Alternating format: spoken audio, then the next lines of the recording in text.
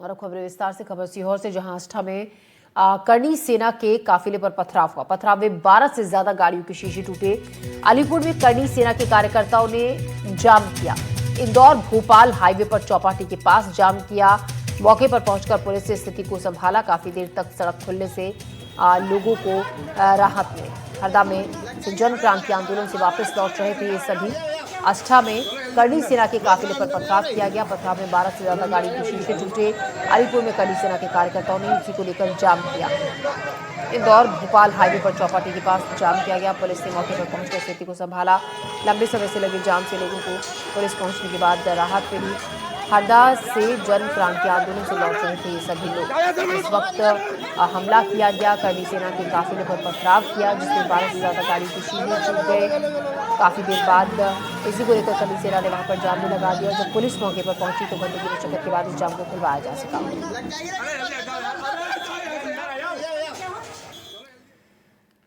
छत्तीसगढ़ में शिक्षा का स्तर सुधारने के तमाम दावे किए जा रहे हैं, लेकिन शिक्षकों की कमी बनी रहेगी तो सरकारी स्कूल की शिक्षा सुधरेगी कैसे? ये सवाल हमेशा बना रहेगा। विधानसभा में लालजीत सिंह राठिया के सवाल पर शिक्षा मंत्री ने जो आंकड़े दिए वो चौंकाने वाले हैं। छत्तीसगढ़ में स्वीकृत शिक्षकों के पदों में 25% से ज्यादा पद खाली पड़े हैं। छत्तीसगढ़ में शिक्षा के स्तर सुधारने, स्कूलों में शिक्षकों की संख्या अनुपातिक करने के उद्देश्य से शासन ने कई निर्णय युक्तियुक्तकरण कर ये दावा किया कि सभी स्कूल में शिक्षक पदस्थ हो गए हैं। लेकिन सरकार के स्कूलों के लिए बनाए गए शिक्षकों के सेटअप से अभी भी शिक्षकों की संख्या बेहद कम है। विधानसभा में शिक्षा मंत्री द्वारा दिए गए जवाब में स्वीकृत पद में से 25% पदों की संख्या खाली होना बताया गया है।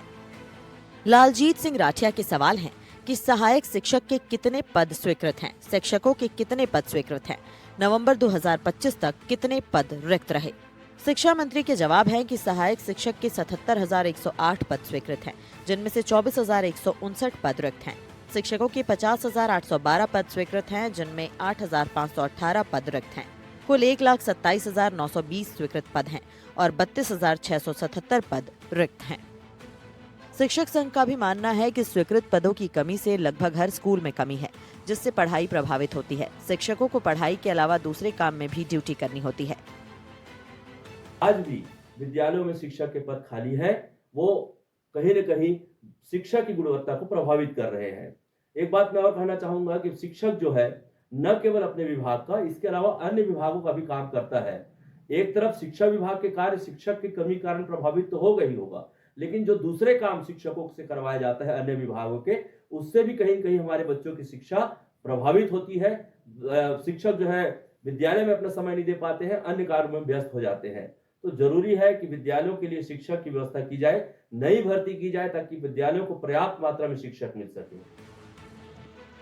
इधर कांग्रेस का आरोप है कि बीजेपी सरकार में शिक्षा चौपट हो रही है। 10,000 से ज्यादा स्कूल बंद कर दिए गए हैं। पूरे सिर्फ 10,464 स्कूल को बंद कर देने से शिक्षा की गुणवत्ता कैसे सुधरेगी? आज भी बहुत से स्कूल हैं जहां शिक्षक विहीन है, सिंगल शिक्षक है। मिडिल स्कूल में जितना अनुपात में शिक्षक होना चाहिए वो आज भी नहीं है।